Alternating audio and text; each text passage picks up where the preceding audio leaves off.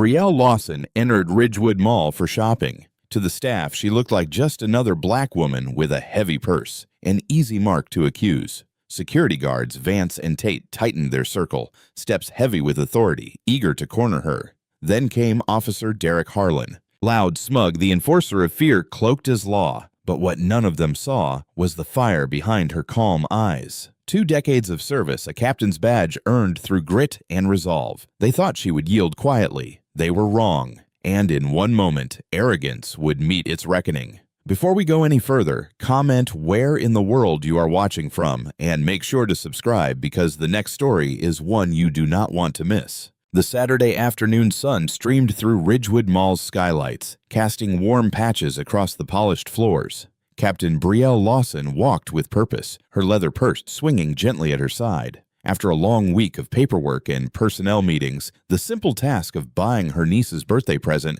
felt like a breath of fresh air. Something special for Taylor, she murmured to herself, scanning the storefronts. The mall buzzed with weekend shoppers, families with strollers, and teenagers hanging out by the fountain. Brielle allowed herself to relax, pushing thoughts of work aside. That peaceful feeling lasted a short while. She noticed them in the reflection of a window display. 2 security guards maintaining what they probably thought was a subtle distance. The taller one, whose name tag read Vance, spoke into his radio while staring directly at her. The shorter guard, Tate, kept glancing between her and his partner, looking uncomfortable. Brielle's jaw tightened. 2 decades on the force, and she could spot surveillance a mile away. She had been followed in stores before. It was nothing new, but that did not make it hurt any less. "Copy that." Vance's voice carried across the corridor. "Black female, brown leather bag, blue sweater, keeping eyes on." Brielle's fingers curled into fists. The urge to spin around and confront them surged through her body. She could flash her badge, watch their faces drop, make them squirm. But no, she was off-duty shopping for her niece. She would not let them ruin this. Taking a deep breath, she stepped into Crystal's boutique, a high-end jewelry and accessory store. The sweet scent of vanilla perfume filled the air, and soft jazz played overhead. Behind the counter, a middle-aged white woman in a crisp blazer. Vanessa, according to her name tag, stiffened visibly. "Can I help you?" Vanessa's tone was sharp, her smile not reaching her eyes. "Just browsing, thanks." Brielle kept her voice steady and pleasant. Though her heart hammered against her ribs, she moved toward a display of delicate charm bracelets, exactly the kind Taylor had been hinting about for months. Through the glass, Brielle could see Vanessa following her movements in the mirror behind the counter. Outside the store entrance, Vance and Tate hovered, poorly pretending to study a directory map. "These are all locked cases," Vanessa announced loudly, appearing at Brielle's elbow. "They can only be removed by staff." "I understand," Brielle replied, still focusing on the bracelets. "When I am ready to see something, I will let you know." Vanessa did not move away. Instead, she shifted closer, her eyes darting between Brielle and her purse. The leather bag, which Brielle had saved months to buy, suddenly felt like it was burning against her side. "Actually," Brielle said, straightening up, "I would like to see that silver bracelet with the butterfly charm." Vanessa hesitated, then slowly reached for her keys. As she opened the case, Brielle noticed her hands trembling slightly. The manager's anxiety was palpable, as if she expected Brielle to grab the whole tray and run. The bracelet was beautiful, delicate links catching the light. Tiny crystals sparkled along the butterfly's wings. Brielle smiled, imagining Taylor's face lighting up when she opened it. "I will take," she began. "Excuse me," Vanessa cut her off sharply. "I need to see inside your bag." The boutique went quiet. Even the jazz seemed to fade away. Brielle felt heat rising up her neck as other shoppers turned to stare. "Excuse me?" She kept her voice low, controlled. "A piece of jewelry is missing from this case." Vanessa's voice grew louder, more confident as Vance and Tate entered the store. "I saw you slip something inside your purse." Brielle's hands began to shake, not from fear, but from fury. "That is absolutely false. I have not touched anything except the bracelet you just showed me." "Ma'am, please cooperate." Vance stepped forward, hand resting on his radio.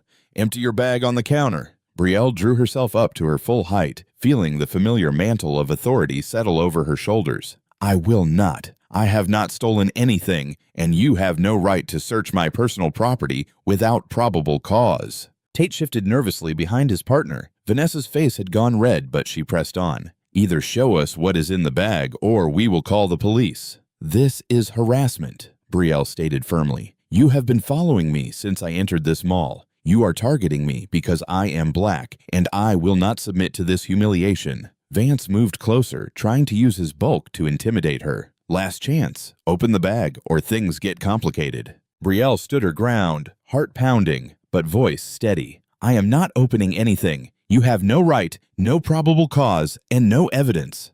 Back off." "That is it." Vance grabbed his radio. "Code 10 at Crystal's boutique. Subject refusing to comply, requesting police backup." Other shoppers had gathered at the entrance, phones raised. Vanessa wrung her hands, looking less certain now that things were escalating. Tate kept glancing at the exits as if contemplating escape, but Brielle did not move. She had faced down armed suspects and corrupt officers. She would not be bullied by mall security and a prejudiced store manager. Her purse stayed firmly at her side, her eyes locked on Vance's. "You are making a very big mistake," she said quietly. The tension crackled between them as they waited for backup to arrive, neither side willing to back down. The tension in Crystal's boutique thickened as Brielle maintained her composure, even as her anger threatened to boil over. "Before you continue with these baseless accusations," she said evenly to Vanessa, "why do not we review your security cameras? They will show I have not taken anything." Vanessa's confidence wavered for a moment. "The cameras? They are right there." Brielle pointed to the obvious black dome in the ceiling corner. "And there and there.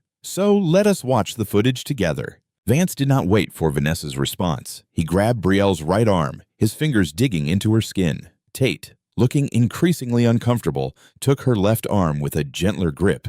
"You have been warned," Vance growled.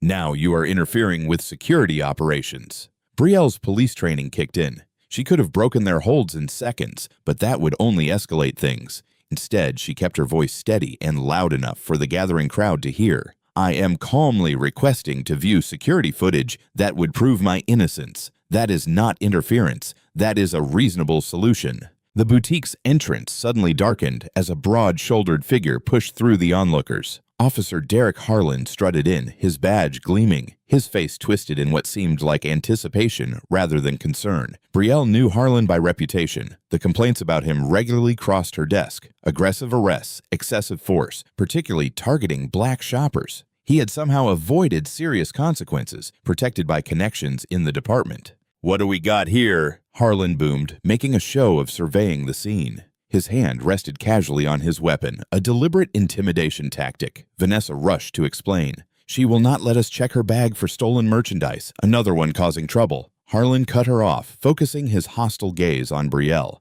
"Always the same story, is not it?" "Officer," Brielle began, maintaining her professional tone, "this is a misunderstanding that could be easily resolved by—" Without warning, Harlan grabbed her shoulder and slammed her against the boutique's glass wall. The impact rattled the display cases inside, and several shoppers gasped. The glass was cold against her cheek as Harlan pressed her harder against it. "Do not tell me how to do my job," he snarled close to her ear. "Hands behind your back now." "This is excessive force," Brielle declared loudly, still keeping her voice controlled despite the rage and humiliation burning in her chest. "I have rights, and you are violating them." "Rights!" Harlan laughed, yanking her arms back roughly. "You have got the right to shut up while I add resisting arrest to your charges." The handcuffs clicked shut unnecessarily tight. Around them, the crowd had grown larger. Phones were out everywhere recording the scene. Some people whispered in disgust. Others called out that this was not right, but no one intervened. Harlan spun her around and started marching her toward the mall corridor. Each step was a study in controlled fury for Brielle. She had spent her career fighting against exactly this kind of abuse of power, and now here she was experiencing it firsthand. The mall's main corridor had come to a standstill. Shoppers pressed against storefronts, phones raised high to capture the spectacle of a well-dressed black woman being paraded out in handcuffs. Brielle held her head high, even as her shoulders screamed from the awkward angle of her arms. "You are making a scene for nothing," Harlan announced loudly, playing to his audience. "Should have just cooperated." They reached the mall's side exit where Harlan's patrol car waited. The afternoon sun was harsh after the mall's filtered light, and Brielle had to blink several times to adjust her vision. "Before this goes any further," she said clearly, turning to face the growing crowd of onlookers, "I think you should know something, Officer Harlan." "Save it for booking," he snapped, reaching for the car door. I am Captain Brielle Lawson, 15th Precinct." Her voice carried across the parking lot. "My badge is in my front pocket, which you would have known if you had bothered to ask for identification before assaulting me." The crowd's murmuring grew louder. Several people moved closer, phones still recording. Harlan's face flickered with uncertainty before hardening into a sneer. "Sure you are," he scoffed, but there was a new edge of nervousness in his voice. "And I am the police commissioner. Check my pocket," Brielle insisted. "Left side." Harlan hesitated, then roughly patted her pocket. His hand froze as it encountered the familiar shape of a police badge. Slowly he withdrew it, the gold shield catching the sunlight. "This is fake," he declared, but his voice had lost its authority. "Another charge, impersonating an officer." The crowd's reaction was immediate. "She is a captain," someone called out. "He arrested a police captain for shopping," another voice added. The phones kept recording, documenting every second of Harlan's increasingly obvious discomfort. "I suggest you remove these handcuffs," Brielle said quietly, "before you dig yourself any deeper, officer." "This badge could be fake," Harlan insisted, but his hands were shaking slightly. "I am taking you in for verification and adding charges." "For what?" Brielle challenged, keeping her voice steady despite her mounting anger. "Shopping while black." "Is that still your standard procedure, Officer Harlan?" More phones appeared in the crowd. Someone was live streaming. Harlan's face had turned an ugly shade of red as he realized how badly he had miscalculated. But instead of backing down, he grabbed Brielle's arm again, trying to force her into the patrol car. "You are just making it worse for yourself," he growled. "Fake badge resisting arrest, interfering with an officer." The crowd's volume increased, their outrage palpable. Brielle stood her ground, even in handcuffs, her voice carrying clearly over the growing chaos. "Every second of this is being recorded, officer. Every abuse of power, every violation of protocol. Are you sure you want to continue?" The crowd's anger swelled like a wave, their voices rising in unified protest. "Let her go!" someone shouted from the back. Others took up the call, and soon dozens of people were chanting, their phones held high like torches in the fading afternoon light. Harlan shifted uncomfortably, still gripping Brielle's arm but clearly unsure how to proceed. His usual tactics of intimidation were backfiring spectacularly as more mall visitors stopped to join the growing assembly. "This is going viral," a teenage girl announced loudly, her eyes on her phone screen. "Already got thousands of shares on TikTok. Y'all seeing this? They arrested a black police captain for shopping." Brielle remained perfectly still, her posture straight, despite the bite of the handcuffs. She had dealt with countless confrontations in her 2 decades of service, but being on this side of the cuffs brought a new perspective, one that burned deep in her chest. A mall security supervisor came running out, his face flushed with panic. Behind him, a woman in a crisp business suit clutched her phone, speaking rapidly into it. The supervisor took in the scene, the angry crowd, the handcuffed police captain, the increasingly agitated Officer Harlan, and his face went pale. "Internal Affairs is on their way," the woman in the suit announced, identifying herself as Patricia Wells, the mall's PR director. "Officer, perhaps we should move this situation inside." "There is nothing to move inside," Brielle stated firmly. "These handcuffs need to come off now."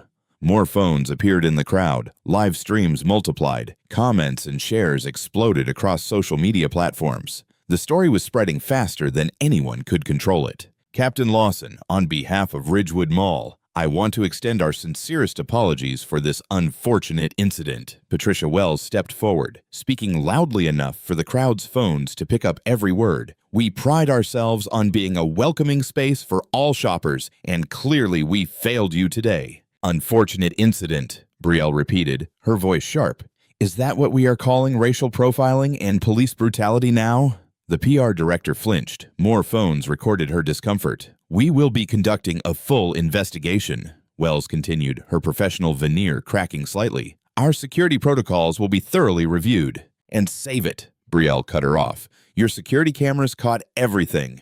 I suggest you preserve that footage." The crowd murmured approvingly. Several people called out their support, offering to send their videos as evidence. While the mall's PR team tried to manage the growing crisis, Sergeant Elias Watkins moved closer to Brielle, speaking in a low voice. "You should know, Harlan was on his radio before I got here." "Let me guess," Brielle replied quietly. "Writing his version of events." Watkins nodded grimly. He is already claiming you resisted and struck him during the arrest. You know how these reports work. The first version on paper becomes the official narrative. Brielle felt a fresh wave of anger, but kept her expression neutral. She had seen this pattern before. False reports used to justify excessive force, especially against black citizens who dared to stand up for their rights. He does not know who he is dealing with, she told Watkins. The crowd finally began to disperse as mall management worked to restore normal operations. Brielle collected her belongings, including her badge, which Harlan had dropped on the ground, before quickly leaving the scene. The drive home felt surreal.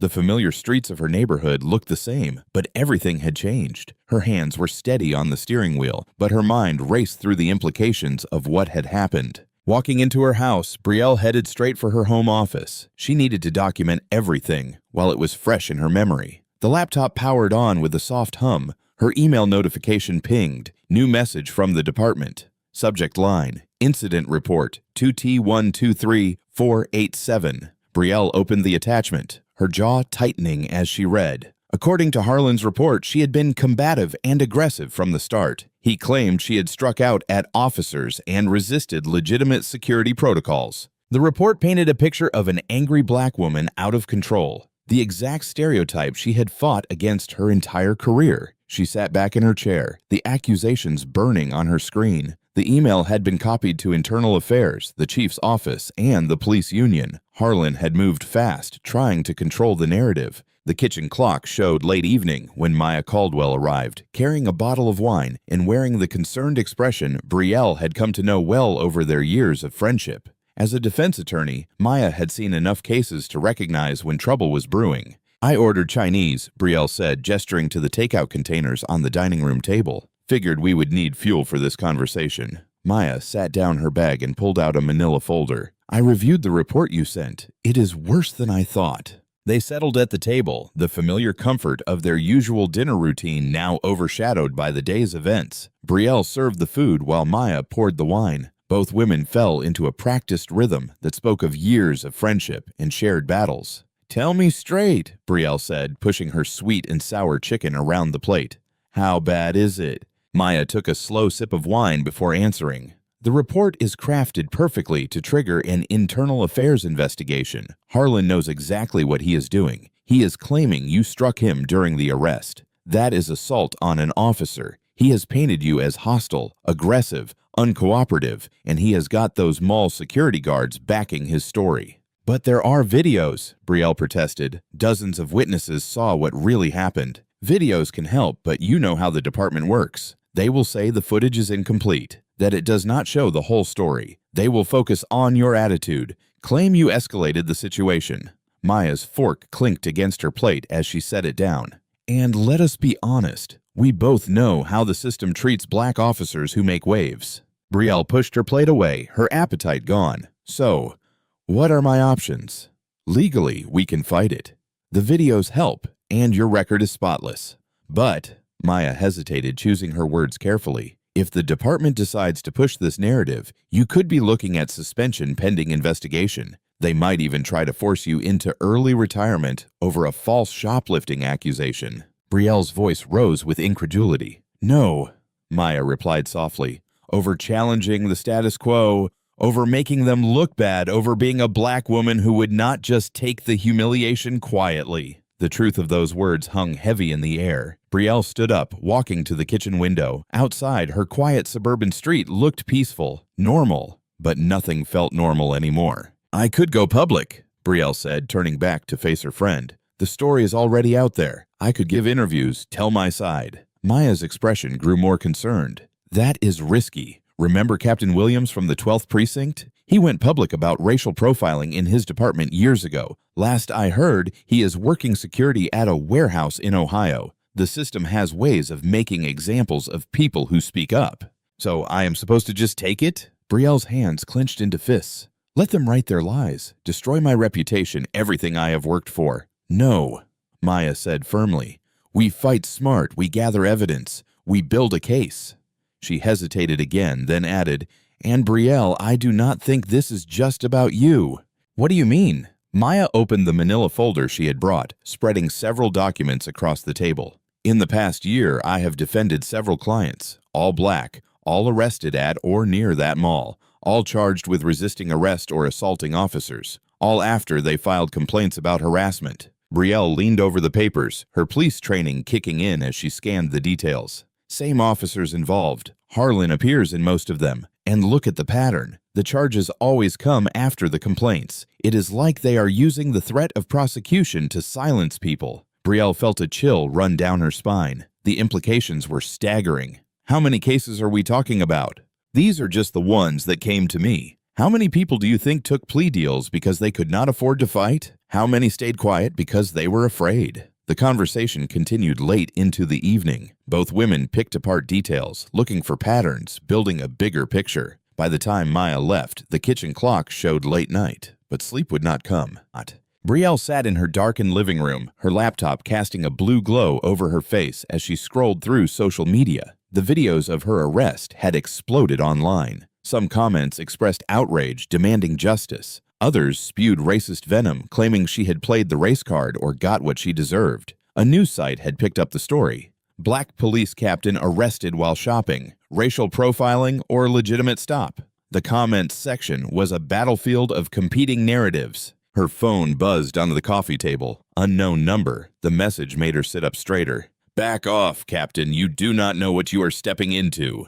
Brielle stared at the screen, her police training noting details automatically. Local area code. Text sent through a standard carrier, not a messaging app. The threat was plain but carefully worded. Nothing explicitly criminal. She took a screenshot, documenting the time and date. One more piece of evidence for whatever was coming. The phone's glow illuminated her face in the dark room, highlighting the determination in her expression. They thought they could scare her into silence. They did not know who they were dealing with. Sunlight streamed through the windows of Maya's office as Brielle arrived early the next morning. The law office was quiet, most staff not due in for another hour. That is exactly why they had planned to meet so early. "I have been up all night reviewing cases," Maya said. Her desk was covered with stacks of manila folders. Dark circles under her eyes matched Brielle's own sleepless appearance. "What I found, it is bigger than we thought." Brielle settled into the chair across from her friend, clutching a travel mug of much-needed coffee. "Show me!"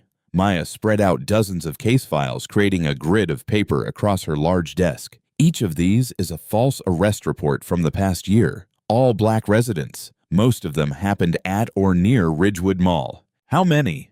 "Dozens of cases that I can confirm, but these are just the ones where people fought back or sought legal help. For every person who challenges the charges, there are probably 5 who cannot afford to." Brielle leaned forward, scanning the documents. Her trained eye caught patterns immediately. Same officers showing up repeatedly. Harlan, Martinez, Cooper. And look at the charges. Maya tapped several files. Resisting arrest, assaulting an officer, disorderly conduct. All charges that pit the citizen's word against the officers, making it nearly impossible to fight in court. Exactly. And here is where it gets interesting. Maya pulled out a spreadsheet she had compiled. Of these cases, the vast majority end in guilty pleas. Most defendants accept deals rather than risk trial. That is way above normal plea rates. Brielle noted, her investigators' instincts firing up. And every single plea deal includes mandatory probation, specifically probation through a private contractor called New Horizon Supervision Services. Brielle's eyebrows rose. Private probation? I did not even know that was legal. It is a growing trend. Counties outsource probation monitoring to save money, but look at the fees these people are charged. Maya handed over another document. Monthly supervision fees, drug testing fees, electronic monitoring fees. Some people end up paying thousands of dollars over their probation period, creating a whole new debtor's prison system, Brielle muttered, anger building in her chest. And if they cannot pay, they violate probation. Back to jail, more fees. It is an endless cycle. Brielle stood up, too agitated to sit still. "I need to see our internal files on this. There has to be a paper trail at the precinct." "Be careful," Maya warned. "After that threat last night, I am still a police captain. I have every right to review arrest records." Brielle gathered her things. "They cannot stop me from doing my job." An hour later, Brielle sat at her desk in the precinct, methodically pulling digital records. She noticed the sideways glances from other officers, the whispered conversations that stopped when she walked by. The false arrest report had clearly made the rounds. She ignored them, focusing on her computer screen. Years' worth of arrest data scrolled past as she searched for patterns. Location: Ridgewood Mall. Officer: Harlan. Charge: resisting arrest. The numbers kept growing. Then she found something that made her pause. A memo about the department's partnership with New Horizon Supervision Services. The company's CEO was listed: Richard Greenwood, the same family that owned the mall. Digging deeper, she uncovered financial reports. The probation company was a subsidiary of Greenwood Holdings, LLC. The mall security firm was another subsidiary. It was all connected. Her phone buzzed. A text from Maya. Found something else. These cases spike every quarter right before the mall reports earnings to shareholders. Brielle's mind raced. More arrests meant more people on probation. More people on probation meant more fees collected. The mall's security targeted black shoppers. Local police made arrests on false charges. And the Greenwood family profited from the resulting probation payments. She printed key documents, tucking them into her briefcase. On her way out, she caught more whispers, more stares. Let them talk. She had bigger concerns now. The afternoon sun was harsh as Brielle parked across from Ridgewood Mall. The building's glass facade gleamed, projecting an image of upscale retail prosperity. Yesterday, she had seen it as the scene of her humiliation. Now she saw it differently. She watched shoppers coming and going, mall security guards stationed at every entrance, hands on radios, a young black mother hurrying past, clutching her purse close, eyes darting nervously, a teenage boy being tailed by a guard just like she had been. The scale of it hit her all at once. How long had this been going on? How many lives had been derailed by false charges? How many families had been bled dry by probation fees? All to pad the Greenwood family's profits. Brielle gripped her steering wheel, knuckles white. In her 2 decades of law enforcement, she had seen plenty of corruption, plenty of systemic racism. But this was different. This was calculated, organized exploitation. She stared at the mall's towering entrance, where just days ago she had been dragged out in handcuffs. Her voice was barely a whisper in the quiet car. This was not just about me. Brielle had just settled at her desk with the stack of documents when a knock interrupted her thoughts. A young Latina woman stood in her office doorway, notebook in hand. "Captain Lawson, I am Sophia Ramirez from the City Herald." She stepped forward with purpose, her press badge swinging from a lanyard. "Got a minute?" Brielle started to give her standard no-comment response, but something in Sophia's determined expression made her pause. "Close the door." Sophia sat down, already pulling out her phone to record. "I have been following your case since the mall incident, but that is not why I am here. I have spent months investigating Officer Harlan and his connection to private probation companies." Brielle leaned back, studying the journalist. "What have you found?" "Money trails, shell companies, suspicious timing of arrests." Sophia pulled up documents on her tablet. "But I hit walls, sources go quiet, records disappear. Then I saw the video of what happened to you, and I knew this was my chance." "Your chance for what?" "To finally expose this." Sophia's eyes blazed with conviction. "I have banking records showing massive transfers from New Horizon to offshore accounts, tax documents that do not add up, but I need someone on the inside to help connect the dots." Brielle considered carefully. Journalists could be allies or enemies, but something about Sophia's intensity reminded her of herself decades ago. "What is your angle on this story?" "The truth. How a racist cop and a corporate machine are destroying black lives for profit." Sophia leaned forward. "I grew up watching my immigrant parents harassed by police, targeted by predatory companies. This is not just a story for me." After a long moment, Brielle nodded. "I cannot be your official source, but I might know people who can help you follow the money." "That is all I need." Sophia smiled. "And I might have something for you, too. Ever heard of the Justice Coalition?" 2 hours later, they sat in a cramped community center meeting room. Reverend Marcus Green, a tall man with graying temples, spread photos across the table. "These are just from the past few months, all false arrests by Harlan and his crew." Around them sat other community leaders, teachers, small business owners, activists. Each had stories about Harlan. Each had been gathering evidence. "We have been documenting everything," said Lisa Chen, a local teacher. "Videos, witness statements, medical records from people Harlan roughed up. But every complaint gets buried," added Jerome Wilson, who owned a barber shop near the mall. "The police review board is useless. They are all in Greenwood's pocket." Sophia took rapid notes while Brielle examined the evidence. Dozens of sworn affidavits described the same pattern: false accusations, violent arrests, pressure to accept plea deals. This woman, Reverend Green pointed to a photo, single mother of 3. Harlan claimed she assaulted him during a traffic stop. Now she is paying hundreds a month in probation fees, had to take a second job. They threatened to take her kids if she fought the charges. Lisa added quietly. Brielle's hands clenched. Why have not these stories come out before? Fear, Jerome said simply. Harlan makes examples of people who speak up. Strange traffic stops, sudden building code violations, kids getting hassled at school. But we kept records, Reverend Green said, waiting for someone with the power to do something. He looked meaningfully at Brielle. Sophia spoke up. With these affidavits and my financial documents, we could build a solid case. The Herald would publish it. It would take more than one article, Brielle cautioned. The Greenwood family has armies of lawyers. Then we will write a series, Sophia said firmly. Follow every thread, show how deep this goes. They spent another hour planning, connecting pieces of the puzzle. The activists had years of documentation. Sophia had financial expertise. Brielle had insider knowledge of police procedures. We need to move carefully, Brielle warned as they wrapped up. These people will not go down without a fight. That is why we need to strike hard and fast, Sophia argued. Once the first story breaks, others will come forward. Darkness had fallen by the time Brielle pulled into her driveway. The day's revelations weighed heavily. So many lives affected, so much evidence ignored. She had known racism existed in the department, but this level of organized exploitation shocked even her. Her porch light flickered as she approached her front door. The mailbox was stuffed full, overflowing onto the ground. Strange, mail had already been delivered that morning. Gathering the scattered envelopes, her stomach tightened. No return addresses, no postmarks, hand-delivered. Inside, she spread them on her kitchen table. Her hands trembled slightly as she opened the first one, a crude drawing of a hanging figure. Below it, words cut from magazines. Mind your business.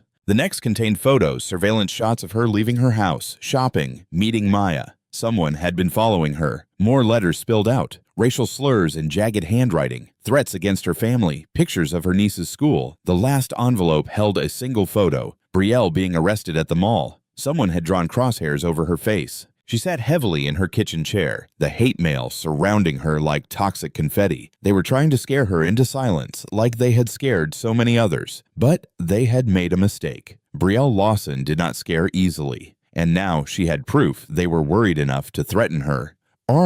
She gathered the letters carefully, preserving any potential evidence. Tomorrow she would show them to Sophia and the coalition. Let them document one more example of intimidation. The threats meant she was on the right track, and she was not alone anymore. The next morning, Brielle walked through the precinct hallway, the hate mail burning a hole in her briefcase. She needed someone higher up on her side. Lieutenant Harris's office door was open, and she could see him reviewing reports at his desk. "Got a minute, Mark?" she asked, knocking lightly on the doorframe. Harris looked up with his characteristic easy smile. "For you, always, Captain." He gestured to the chair across from him. "Close the door." Brielle settled into the chair, studying her old friend's face. She had known Mark Harris for years, worked countless cases together. He had backed her promotion to captain, stood up for her when others questioned her leadership. "I need to show you something," she said, pulling out the threatening letters. "This was in my mailbox last night." Harris's expression darkened as he examined the hate mail. His jaw tightened at the photo with the crosshairs. "Jesus, Brielle, have you reported this?" "To who?" She leaned forward. "Mark, this goes deeper than just Harlan and that mall incident. I have been digging, and there is a pattern. False arrests, coerced pleas, all feeding into this private probation racket. That is a serious accusation." Harris set the letters down carefully. "You have proof." "Building it. I have got victim statements, financial records showing suspicious payments, and now these threats." She tapped the letters. "Someone scared enough to try intimidating me." Harris rubbed his temples. "Look, you know I have always had your back, but this kind of investigation, it could shake the whole department." "It needs shaking." Brielle's voice hardened. "You have seen how Harlan operates, how many complaints we have buried. This is not just about dirty cops. It is systematic exploitation." "I hear you." Harris stood pacing behind his desk. "You are right. This needs to be investigated, but we need to be smart about it." He turned to face her. "Let me help. I can quietly put out some feelers, see who else might be willing to step forward." Relief flooded through Brielle. "Thanks, Mark. I knew I could count on you." "Always." He smiled warmly. "Just watch yourself, okay? Maybe stay with family for a few days until we figure out who sent these threats." "I am not hiding," Brielle said firmly. "That is what they want." "Stubborn as ever." Harris shook his head fondly. "At least let me assign a patrol car to drive by your house regularly. I can handle myself." Brielle gathered the letters. "But thanks. It helps knowing you are in my corner." "We look out for our own," Harris assured her. "Keep me updated on what you find." The rest of Brielle's day passed in a blur of routine duties and careful evidence gathering. She made copies of key documents, stored them in secure locations. Too many records had a way of disappearing in cases like this. It was late evening when she finally headed home. The street was quiet, crickets chirping in the warm summer air. She pulled into her driveway, automatic lights illuminating her usual parking spot. The harsh glare revealed angry red letters sprayed across her car's hood and doors. "Traitor!" Brielle froze, keys in hand. The paint was still wet, dripping down the white paint of her sedan. Her mind raced. The timing, the message. This was not random vandalism. She did a quick scan of her surroundings, hand instinctively moving to her holster. Nothing moved in the shadows. Whoever did this was long gone. With trembling fingers, she took photos of the damage. Then she noticed something that made her blood run cold. The vandals had keyed a message into the paint. "Keep your mouth shut, Captain." Only someone from the department would know her rank. Only someone inside would know she was investigating. She thought of everyone she had talked to about the case. Sophia, the coalition members, Maya, Harris. Her conversation with Harris replayed in her mind. He had offered to put out feelers, asked who else knew about her investigation. "Damn it," she whispered. She had handed him everything. The evidence she had found, the names of potential witnesses. If he was working with Harlan... Inside her house, Brielle dropped heavily into a kitchen chair. Her badge sat on the table where she had left it that morning. The gold shield caught the light, throwing shadows across the wall. 2 decades. She had worn that badge for 2 decades, believed in what it stood for, defended the department against accusations of systemic racism, convinced herself that change would come from within. Now she stared at the symbol of everything she had dedicated her life to and wondered if the rot went all the way through. If there was anything left worth saving. The shield blurred as tears of rage and betrayal threatened. She blinked them back. No time for self-pity. She had decisions to make. Trust no one in the department. Document everything. Build the case quietly until she had ironclad proof. The vandals had made one thing crystal clear. She was on her own inside these walls. Her badge gleamed accusingly in the dim kitchen light. The weight of 2 decades pressed down on her shoulders as she faced the possibility that the institution she had believed in had become the very thing she had sworn to fight against. The next morning, Brielle's phone buzzed with an urgent text from Sophia. "Need to meet. Big break." The usual spot. 20 minutes later, Brielle sat in the back booth of Jerry's Diner, nursing a coffee that had gone cold. The small restaurant was nearly empty, just a few regulars scattered at the counter. The bell above the door chimed as Sophia rushed in, her messenger bag clutched tight against her side. "Sorry I am late," Sophia said, sliding into the booth. Her eyes darted around the diner before she leaned forward. "But you are going to want to see this." Sophia pulled out a manila envelope, careful to keep it below table level. "Remember that source I mentioned, the one inside mall management?" She slid the envelope across to Brielle. "They came through big time." Brielle opened the envelope carefully, pulling out several sheets of corporate letterhead. Her eyes widened as she scanned the first page. "This is internal memos from the mall's board meetings," Sophia finished, her voice barely above a whisper, "dating back months." "Look at page 3. Brielle flipped to the indicated page. The memo detailed loss prevention initiatives, corporate speak for security protocols. But as she read further, her hands began to shake. The document laid out explicit instructions for security to target high-risk demographics, a thin veil for racial profiling. It included quotes from meetings where board members discussed coordinating with local police to maximize enforcement opportunities. They were working with Harlan directly, Sophia explained, tapping a highlighted section. The board approved bonuses for security staff based on arrest numbers. They knew exactly what they were doing. Brielle read further. The memo detailed how arrests would feed into the private probation system, a company called New Horizon Supervision Services. The mall's parent corporation owned a controlling stake. "It is all here," Brielle breathed. The whole pipeline. They were not just allowing racial profiling. They were incentivizing it, turning it into profit. Sophia nodded grimly. Every false arrest meant another person forced into their probation program. Monthly fees, mandatory rehabilitation classes, all funneling money back to the same corporate interests. "How did you get this?" Brielle asked carefully, returning the papers to the envelope. "My source works in corporate accounting. They have been documenting everything, waiting for someone to investigate. When they saw the videos of your arrest go viral, they knew it was time." Sophia's eyes gleamed. "The memo is safe, right?" "Locked in my desk at home. I will start making copies today." "Good, because this," Sophia gestured to her injuries, "means we are close. They would not risk attacking a reporter unless they are desperate." Brielle stood. "Get some rest. I will check on you tomorrow." "Be careful," Sophia called as Brielle reached the door. "They know we have something." The drive home was a blur of rage and worry. Brielle's mind kept replaying Sophia's words. A department badge. Someone she worked with had done this. The betrayal burned deep. She pulled into her driveway as sunset painted the sky orange and pink. Something felt off before she even reached the front door. A subtle wrongness in the air. The door was locked, but that meant nothing. Brielle drew her off-duty weapon, entering cautiously. The living room was untouched. Kitchen, normal. But as she approached her study, she saw it. The door slightly ajar when she always kept it closed. Her heart pounding, Brielle pushed the door open. The room was a disaster. Books thrown from shelves, papers scattered, and her father's desk. The heavy oak drawer had been forced open. The lock splintered. Brielle rushed forward, already knowing what she would find. The hidden compartment gaped empty. The manila envelope containing their evidence was gone. Brielle sank into her chair, the magnitude of the loss hitting her.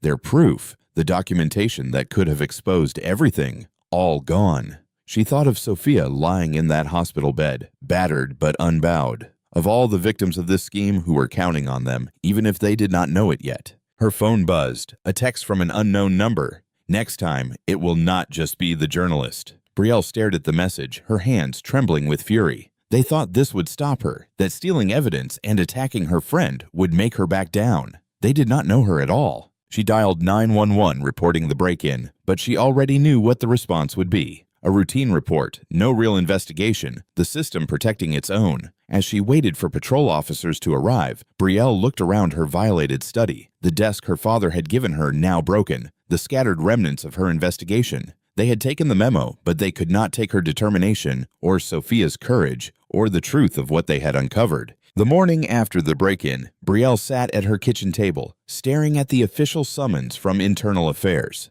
The cream-colored paper felt heavy in her hands, each word a hammer blow. Immediate suspension pending investigation, allegations of misconduct. Her phone would not stop buzzing. News alerts kept popping up.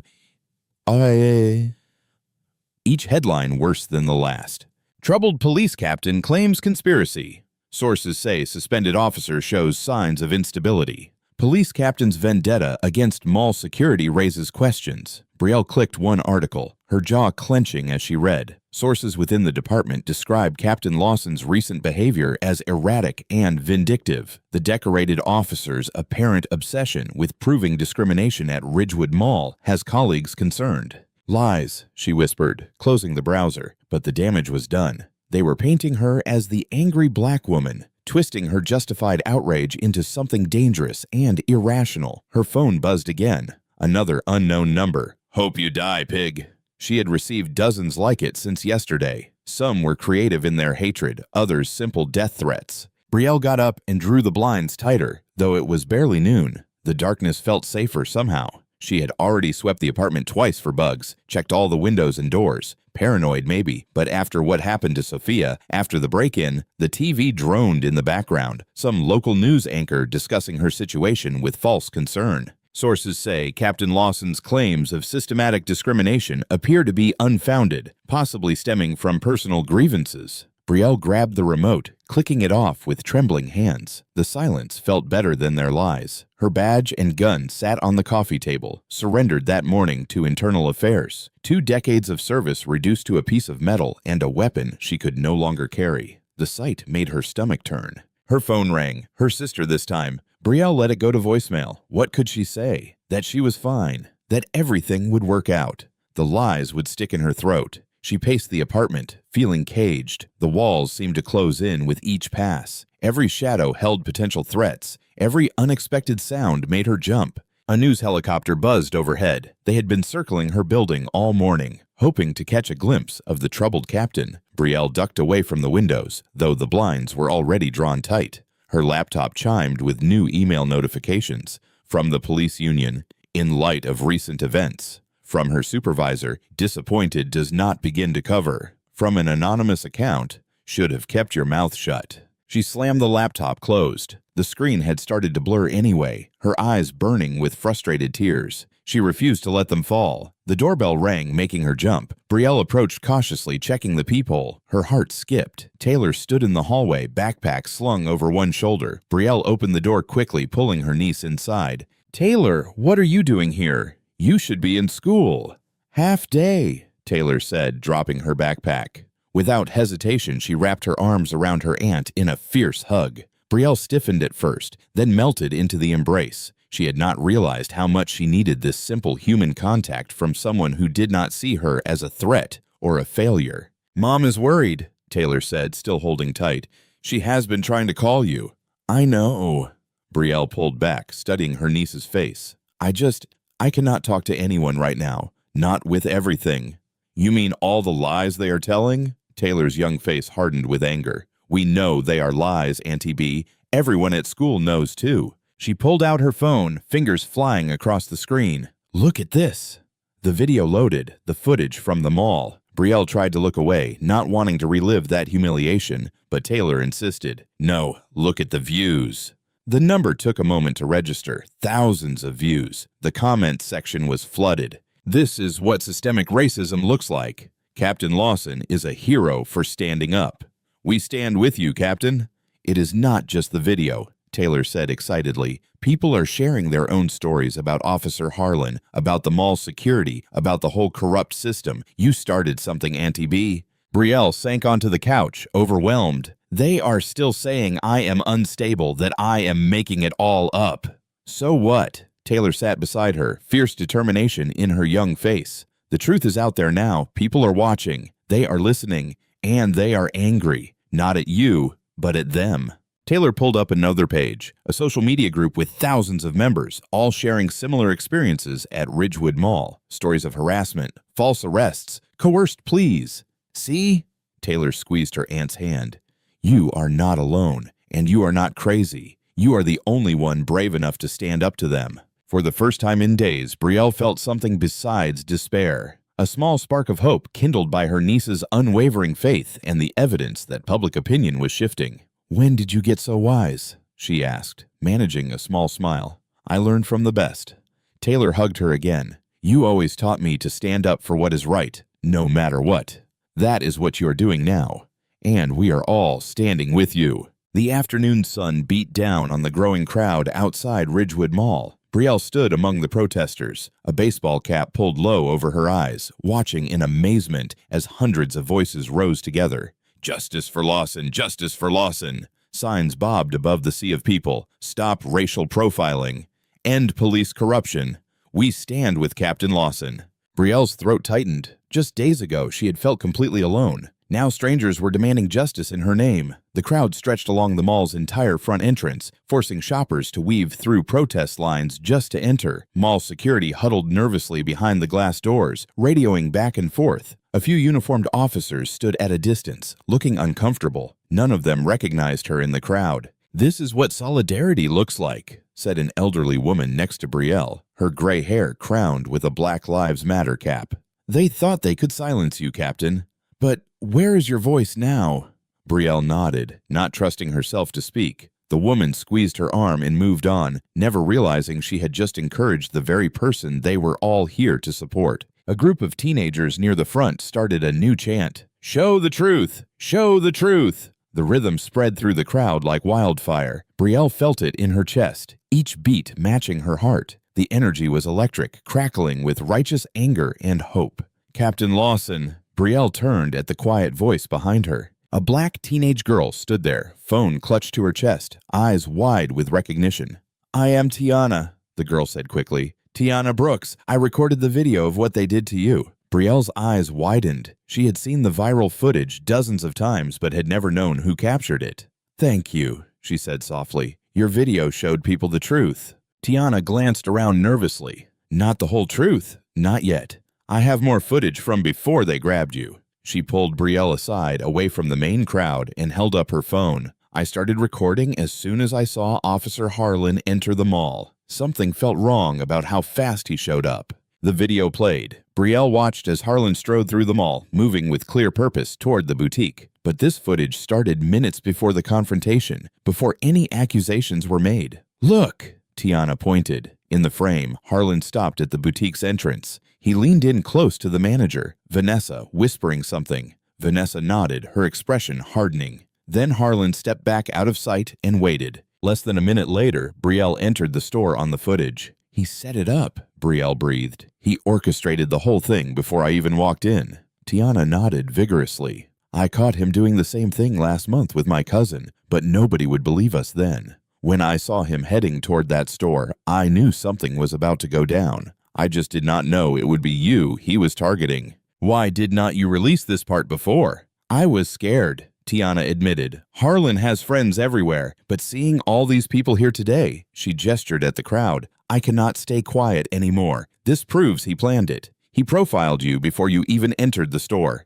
Brielle's mind raced. The unedited footage was damning. It showed clear premeditation, destroying any claim that the confrontation arose naturally from suspicious behavior. "I am not the only one with videos either," Tiana continued. "I run a YouTube channel about police accountability. People have been sending me clips for months. Harlan doing the same thing over and over. Always at this mall. Always targeting black shoppers." The crowd's chants grew louder. "No justice, no peace."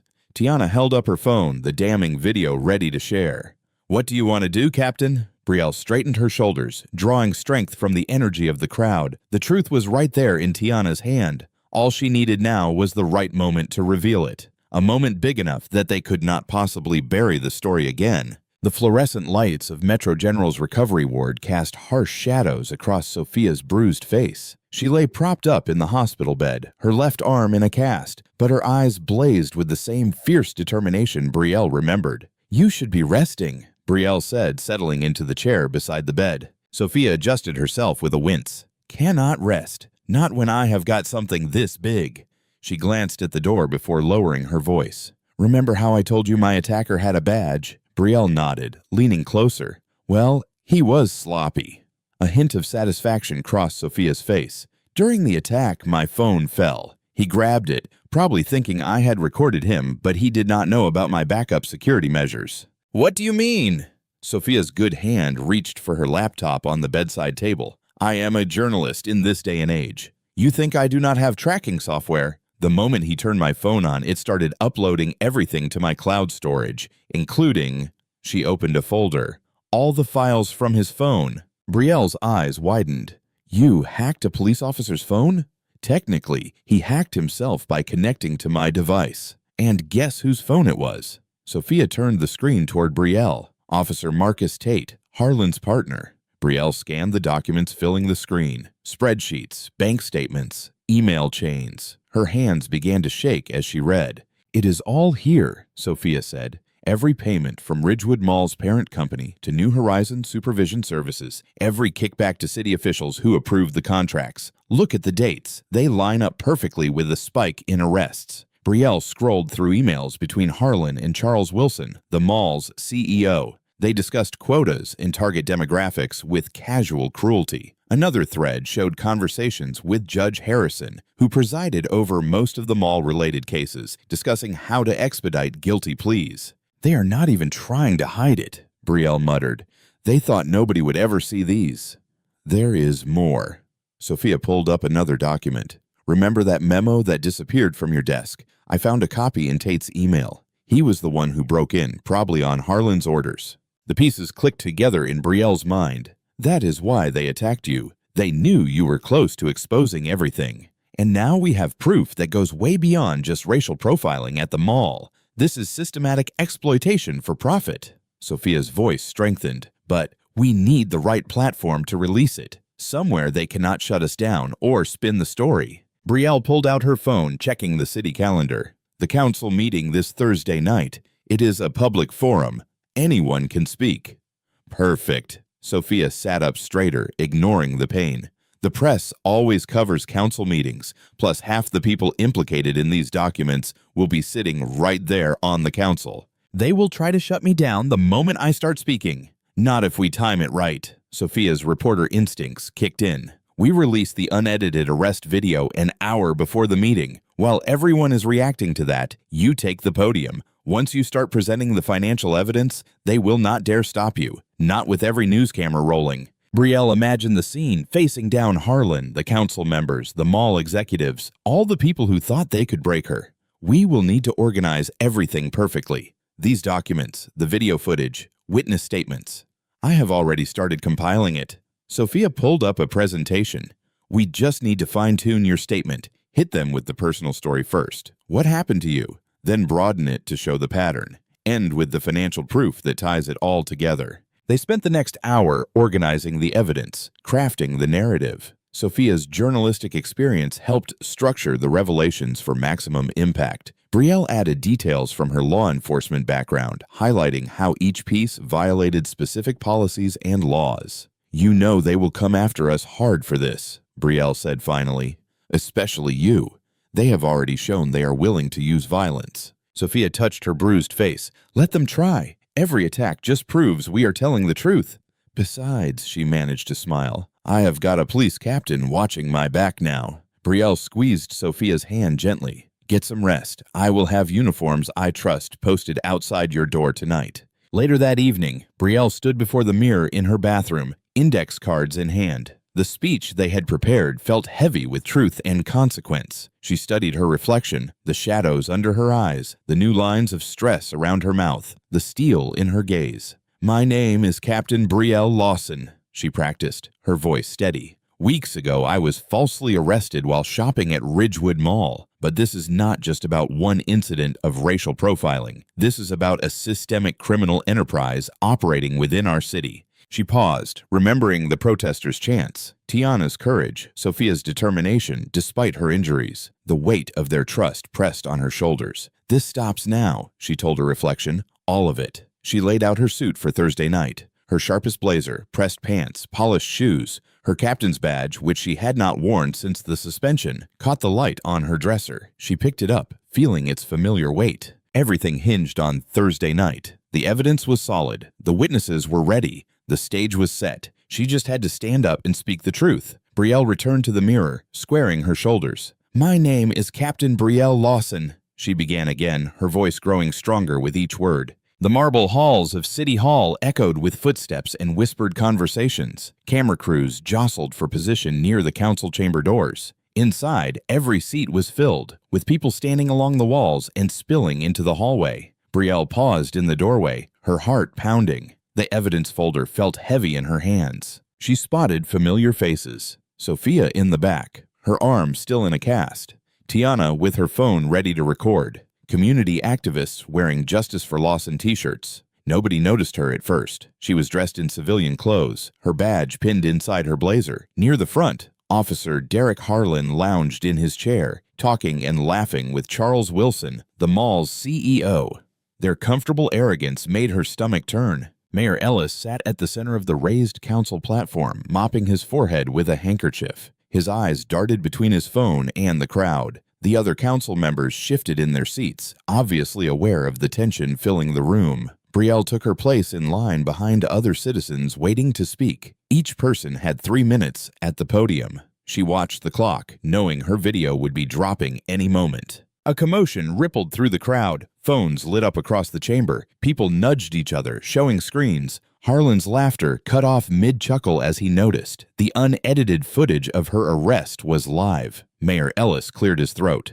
Next speaker, please. Brielle stepped to the podium. Now heads turned. Whispers spread like fire. Harlan sat up straight, his smirk faltering. My name is Captain Brielle Lawson. Her voice carried clear and strong through the microphone. Weeks ago, I was falsely arrested while shopping at Ridgewood Mall, but this is not just about one incident of racial profiling. She laid out her evidence folder, spreading documents across the podium. This is about a systemic criminal enterprise operating within our city. The crowd's murmurs grew louder. Camera flashes lit up the room. I have here internal communications between mall executives and police officers. She held up the first document. They discuss arrest quotas targeting specific demographics. Charles Wilson pulled out his phone, typing frantically. Mayor Ellis tried to interrupt. Captain Lawson, this form is for community concerns, not unfounded accusations. These accusations are fully documented, Brielle continued, her voice rising,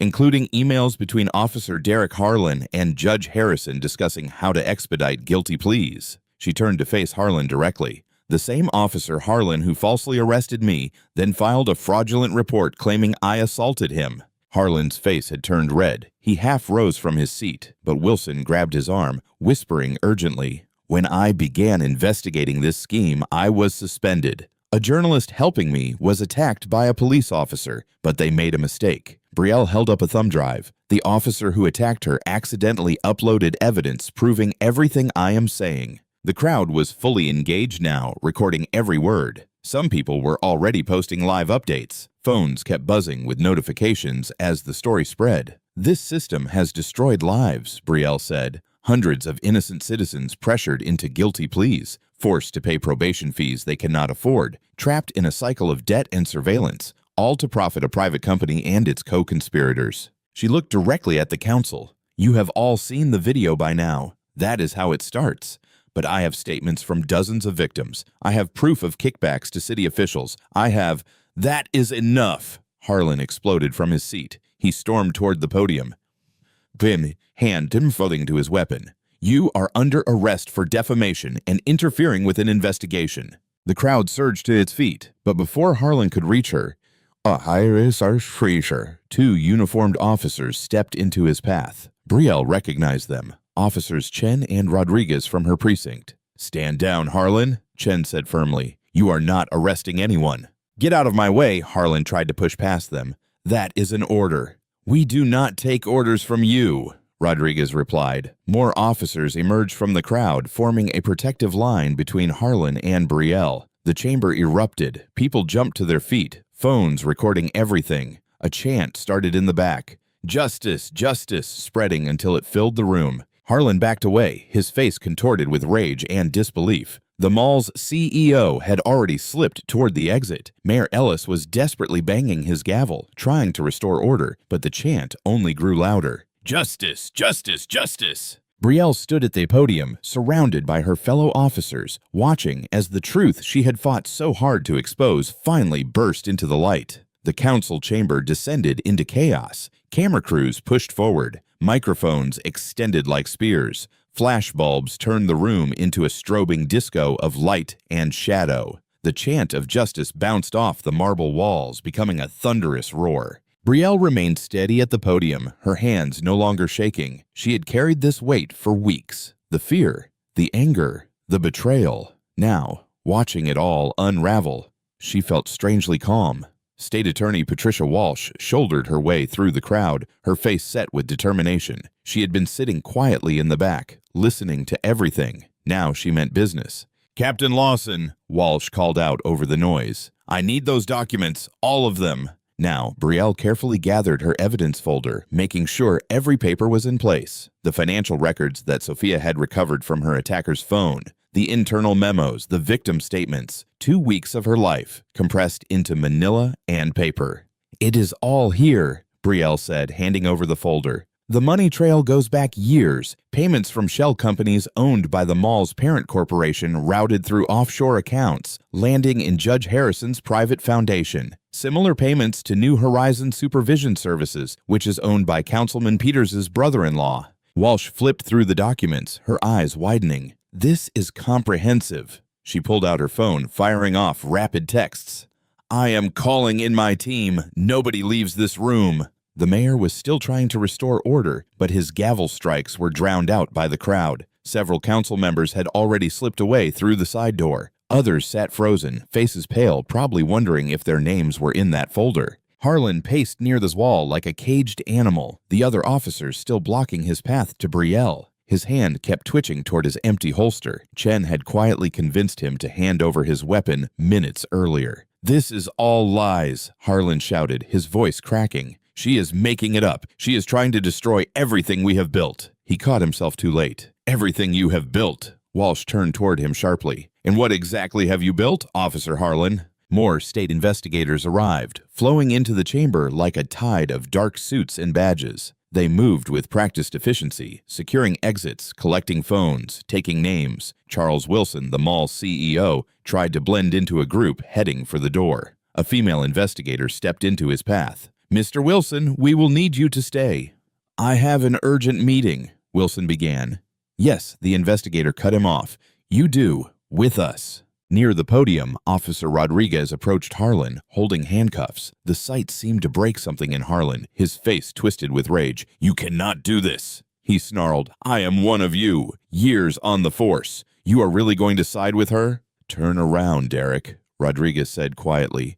"Do not make this worse." For a moment, it seemed Harlan might fight. His muscles tensed, eyes darting between the officers surrounding him. Then his shoulders slumped. The fight drained out of him all at once. As Rodriguez cuffed him, reading his rights, Harlan kept his eyes locked on Brielle. The hatred in his gaze was pure poison, but Brielle did not look away. She had spent too long looking away from ugly truths. Mayor Ellis had finally given up on his gavel. He stood straightening his tie, trying to project authority he no longer possessed. "In light of these allegations," he announced, "I am calling for an immediate independent investigation into all matters raised here tonight. The city will cooperate fully." "The state is taking over this investigation," Walsh interrupted. "Your cooperation is not optional, Mr. Mayor. It is required by law." The crowd had shifted from chanting to filming everything on their phones. The story was already exploding across social media. Reporters were doing live stand-ups from every corner of the chamber. Brielle watched as Harlan was led away, followed by Wilson and several visibly nervous council members. State investigators were sealing offices, confiscating computers, marking evidence. The system she had fought against was being dismantled piece by piece, right in front of her eyes.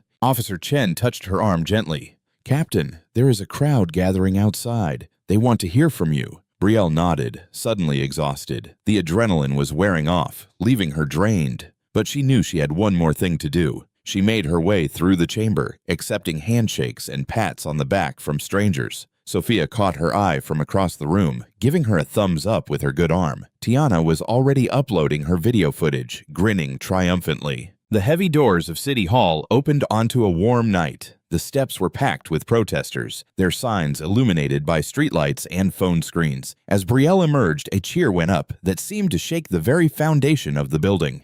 "Captain Lawson!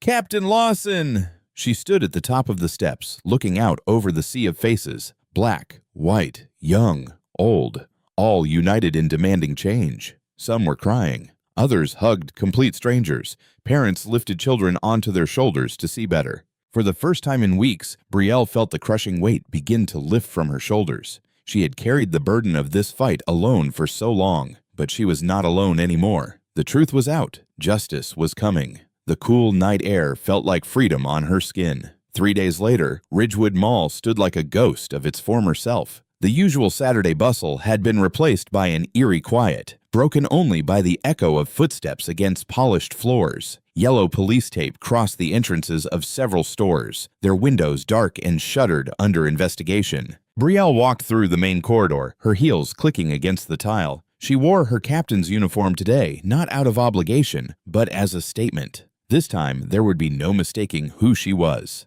The few open stores had more employees than customers. Many shops were temporarily closed, their owners caught up in the widening investigation. The food court, usually packed on weekends, was half empty. Signs in windows announced "under new management" or "temporarily closed pending review." A young mother pushing a stroller recognized Brielle, breaking into a wide smile. "Captain Lawson, thank you. Thank you for everything you did." Brielle nodded, touched by the warmth in the woman's voice. More people noticed her, starting to gather. Au revoir.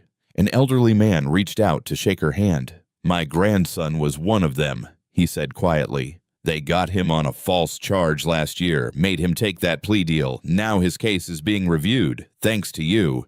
"I am glad," Brielle replied, squeezing his hand. That is exactly why we fought this fight." A small crowd had formed, following at a respectful distance. Some clapped softly, others just wanted to be near her, to express their gratitude with a nod or a smile. Security guards, new ones hired after the entire previous team was dismissed, stood straight and saluted as she passed. Near the fountain, a group of teenage girls whispered excitedly, pointing at her. One broke away from the group, approaching nervously. "Captain, would you take a picture with us? You are like our hero now. We did a whole presentation about you in our civics class." Brielle posed with the girls, their excitement infectious. Their phones clicked and flashed. She remembered being their age, how much it would have meant to see someone who looked like her standing up to power and winning. "Do not ever let anyone make you feel less than who you are," she told them. "Stand up for what is right, even when it is hard." She spotted Taylor waiting by the boutique, the same one where everything had started. Her niece's face lit up as Brielle approached. "Auntie B!" Taylor rushed forward for a hug. "This is so weird being back here." "Good weird or bad weird?" "Good weird. Definitely good weird." Taylor gestured at the store. "They got a whole new staff. The manager who called the cops on you, she is being investigated too. Turns out she was getting kickbacks for targeting black shoppers." Inside the boutique, the atmosphere was completely different. The new staff greeted them warmly, almost reverently. The young cashier could barely contain her excitement. "Captain Lawson, it is such an honor. Please let us know if you need anything at all." Brielle and Taylor browsed the jewelry section, finally able to shop in peace. The same displays that had led to Brielle's arrest now sparkled innocently under the lights. "Still cannot believe it took weeks just to buy you a birthday present," Brielle said, examining a delicate silver necklace. "Worth the wait, though." Taylor touched her aunt's arm. "What you did, it changed things. Like, really changed things. Kids at school look at me different now. They want to know what it is like having a superhero for an aunt." Brielle laughed. "I am no superhero, honey. Just someone who got tired of being pushed around." "That is what makes you a hero, though. You were scared, but you did it anyway." They selected a beautiful pendant, silver wings spreading into flight. As they approached the register, other shoppers stepped back, insisting they go first. The cashier carefully wrapped their purchase, adding a second small box. "This is a gift from us," she explained, "to apologize for everything." Brielle started to protest, but the girl's earnest expression stopped her. "Thank you. That is very kind." More people had gathered outside the store, forming an impromptu reception line. An older woman pressed cookies into Brielle's hands. A man in a business suit stopped to thank her for exposing the corruption. Parents pointed her out to their children, explaining who she was. "See? That is the police captain who stood up to the bad guys." Walking toward the exit, the crowd grew larger. Someone started clapping. The sound spread, filling the mall with applause. Brielle felt Taylor squeeze her hand. Security held the doors open as they approached. Outside, the late afternoon sun painted the sky in shades of orange and pink. The applause followed them into the parking lot. Taylor clutched her shopping bag, grinning. "This is like a movie ending or something." Brielle smiled, thinking of everything that had happened. The fear, the anger, the betrayal, but also the courage, the solidarity, the victory. She thought of Sophia recovering but already working on her next story. Of Tiana, whose video had helped spark a movement. Of all the people whose lives had been touched by this fight. "You know what, baby girl?" Brielle squeezed her niece's shoulder. She kept her voice low, meant just for Taylor. "This fight is not over, but we have won today." The setting sun caught the silver wings of Taylor's new necklace, making them shimmer like hope taking flight. I hope you enjoyed that story. Please share it with your friends and subscribe so that you do not miss out on the next one. In the meantime, I have handpicked 2 stories for you that I think you will enjoy. Have a great day.